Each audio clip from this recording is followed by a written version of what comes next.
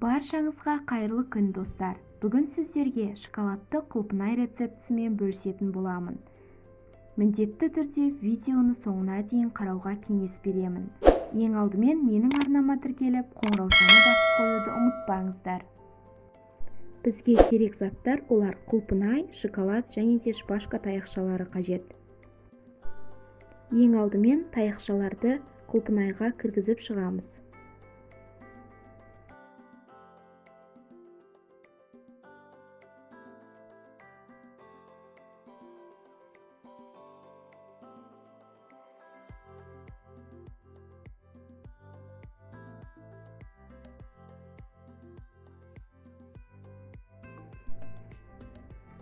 Келесі кезекте шоколадымызды ерітеміз.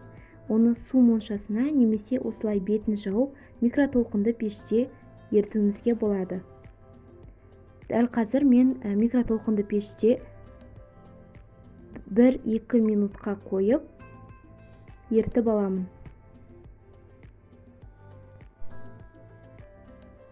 Еріген шоколадымыз араластырып көргеннен кейін дәл осындай консистенцияда болуы қажет. Ыңғайлы болу үшін еріген шоколадымызды стақанға құйып аламыз. Одан кейін таяқшаға ілінген құлпынайларымызды осылай бір-бірлеп шоколадқа маламыз.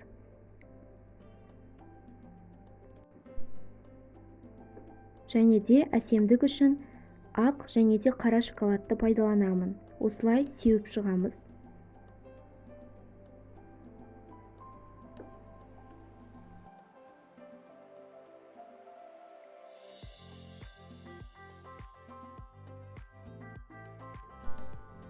Осылай барлығын шоколадқа малып, ақ және де қара шоколадтармен әсемдейміз.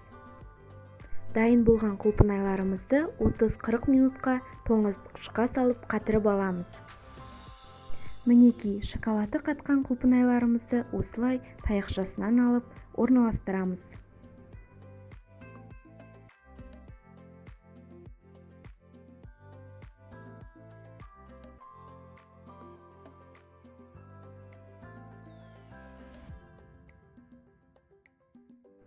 Біздің шоколадты құлпынайларымыз дайын болды.